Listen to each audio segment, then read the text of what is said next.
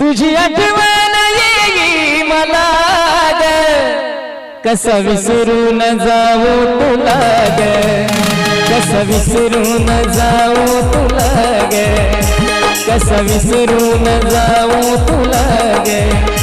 तुझ्या वचनाची आण मला ग, तुझ्या वचनाची आण मला ग, कसं विसरून जाऊ तुला ग, कसं विसरून जाऊ तुला ग, कसं विसरून जाऊ तुला ग.